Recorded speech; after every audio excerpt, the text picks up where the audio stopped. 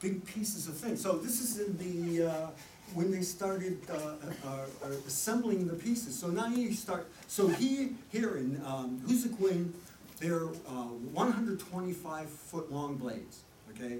The blades here in this project will be much bigger, okay? So you get some kind of a sense of scale. You can see that man there and how, you know, here's the big blades and stuff. And so the question is, how many workers does it take to move a blade? Oh, many, right? And so we bring up a thing about the jobs that are promised. Oh, we're all these jobs. Well, all of those guys there, they didn't come from our neighborhood. All the plates were some out in the Midwest. They were professional companies. So you're promised all this employment, pipe dream.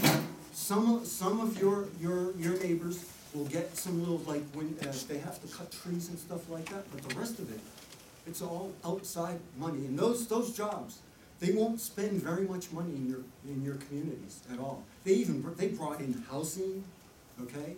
So very little. Once and occasionally these fellows will go out and have lunch or something like that, but not very often. So the promises of jobs and money coming in your community as they were building these things.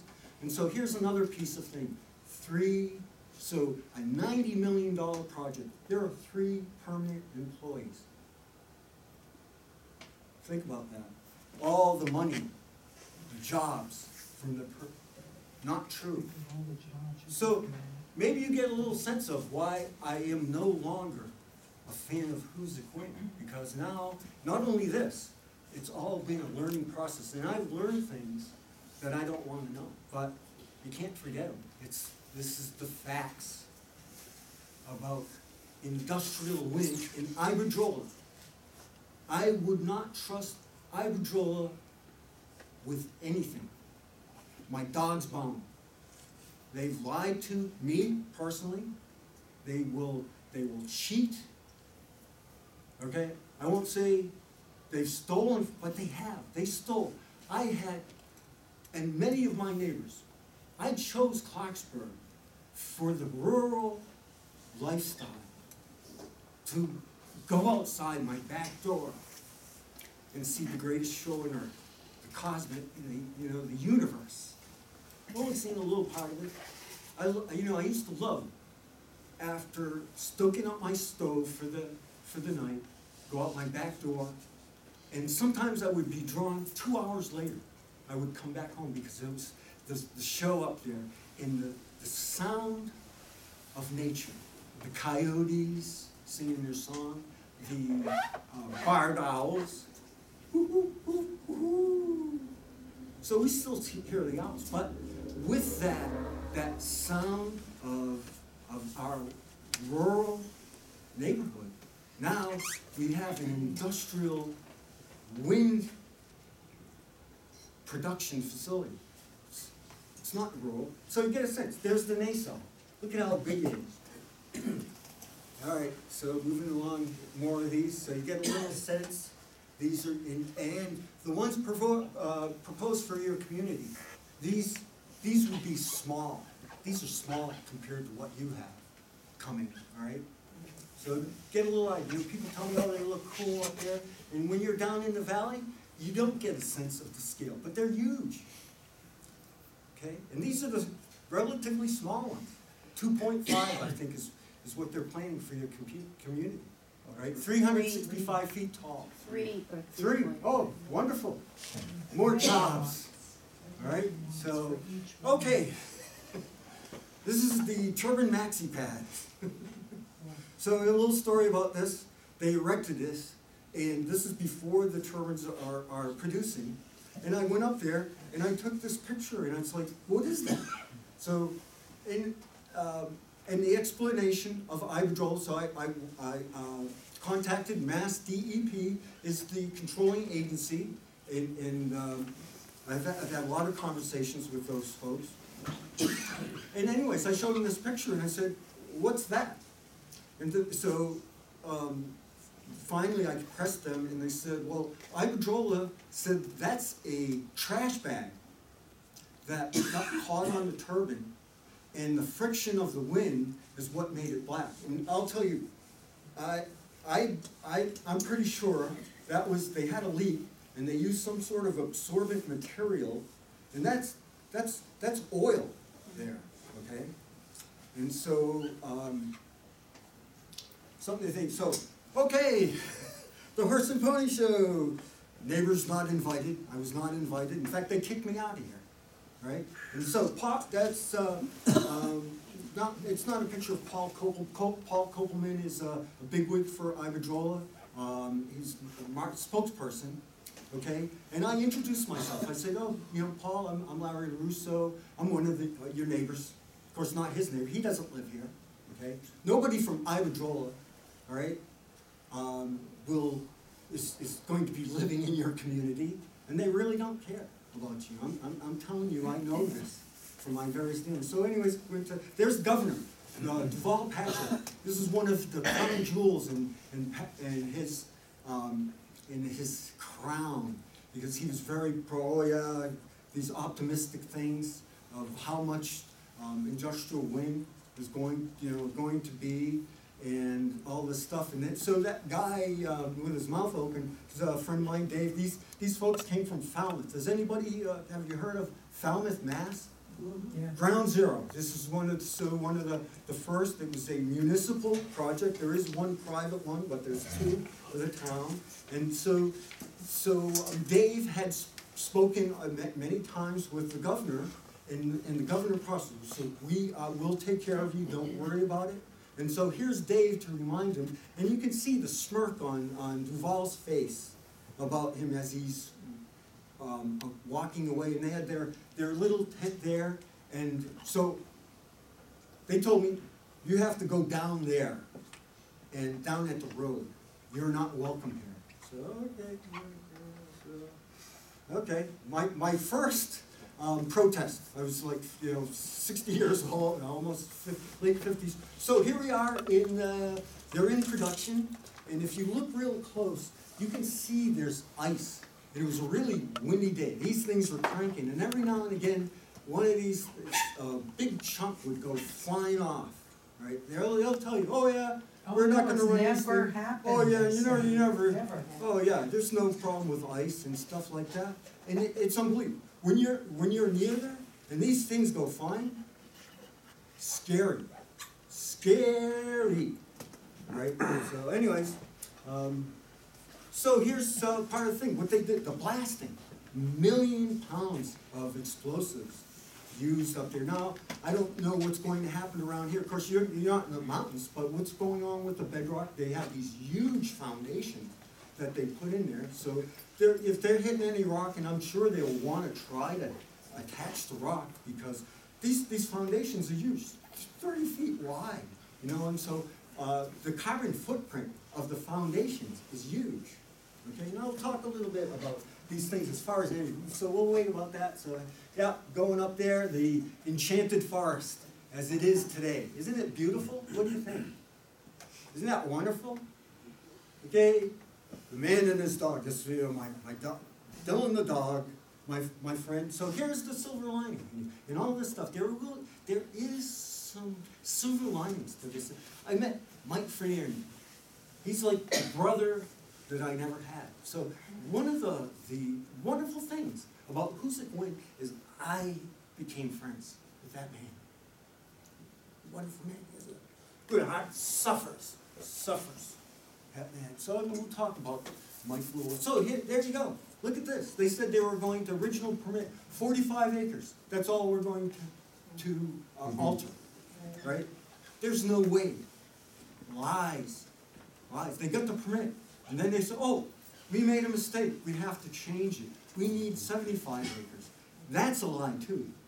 They used far more. And now, think about it. Miles of power lines, roads, that's the problem. The roads going into it, you have to have access, because they get these huge parts of it, okay?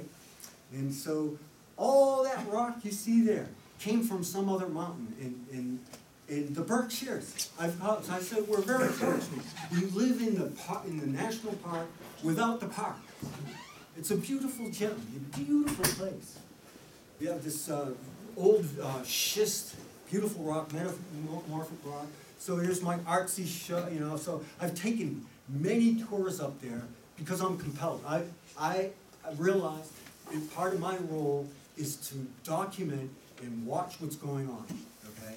And so, anyways, here we got the thing. It was an interesting thing. So 2012 is December 2012. They feverishly worked on this project to get the PTC, the production tax credits, okay? And the thing is, so Christmas Day, I was on my own, so I decided I'm going to take the tour. So I walked up there, 15 degrees that day, it's cold, and it's like, so one of the things is, I ran into this funny thing. So that pool there, I'm like, what the heck is going on? Not frozen, stunk.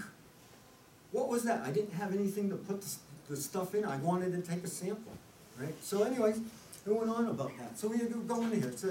So turns out this stuff is phenol stool. Remember I talked about the shredded stuff. So what's happened is all the wood shreds breaking down. There used to be big swamps up there, all gone.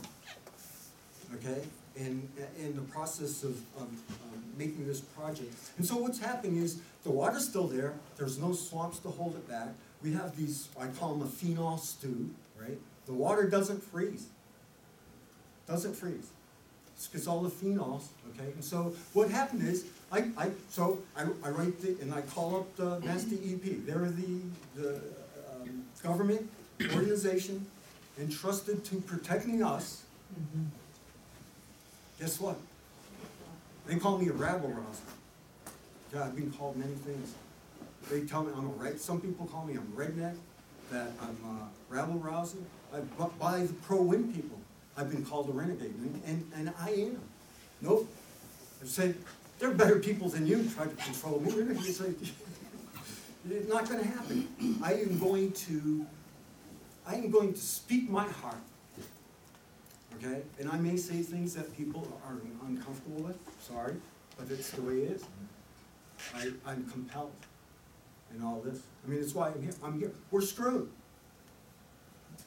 Me and my neighbors, we're screwed. But I hope there is something that you see or hear tonight that makes you think. You people that are on the fence, I hope you hear me. You people that think this is a good thing, I hope you think twice about it. I'm telling you the truth. These are the, don't shake your head. I'm living. Hey, I was there. I was on it. I say, yeah, bring it. We need to be doing something. I am not a denier, okay? I am very skeptical about somebody in the solution of industrial wind turbines. If you think this is going to save the planet, you are solely wrong. Okay, and I'm going to talk a little bit about what these things do as far as adding to the grid, okay? Because it's not true what Iberdrola is telling you. I'm here to tell you that, okay? And I have no vested interest in this, okay? I could be home with people that love me, okay? But I came here because I hope you're listening and you take it to heart, okay? Because, again, what I said, the ultimate thing, Iberdrola, Hoosac Wind is the neighbor from hell. And nobody is going to help you if that project goes in. So the government, you're on it. Mass DEP, you're in it. So what I had to do, I went up there, I took samples. I took those samples to a lab. I had them tested, okay? The first time along, it came with, so there's some kind of oil substance. It wasn't sampled down far enough to tell what it was. Okay, so meanwhile, I go to Mass DEP. I showed them the report, okay? And then they still wouldn't do anything about it. So now we're getting into like 40-something days from when I first saw that. Mass DEP didn't do anything. So I went back up there again, and I collected more, okay? And we had it tested to a finer level. Phenols, way above the state standard of surface water. Lead, way above.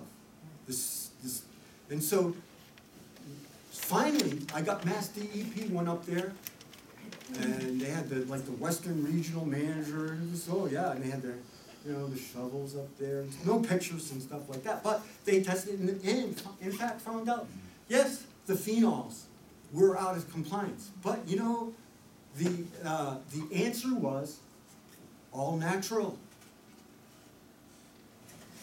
Nothing to do, no worries. And then I said, you know what? Mass DE, there's no problem. You can drink that stuff. I say, oh, I happen to have some. Not one of those people would take me out. He said, you can drink that stuff? You drink it. My well is below there. We have a spring-fed well that's below this project. All my neighbors, all of us, we're on wet water, okay? And you know what? My well, and many of my neighbors, it's changed. It no longer produces the way that it did before the blast. I have so much silt in our well. We've had all kinds of problems. And not just us, all around the project. Everybody has the same consistency. The wells no longer are producing like they did. The silt, we never got silt. You know, you take the aerators off your sink. I never found anything. Now everything. In 2 weeks, I can take the thing. There's rocks. There's all kinds of stuff in there. Never had it. 10 years. Lois, she's lived there for 38 years. Now, all of a sudden, coincidence, right? Tell me, it's a coincidence. Just happened. So, okay, phenols, there you go. Nothing grows in that stuff. They told me drink. None of them, not one of them would drink. Said, here, put your mouth to your words. None of them.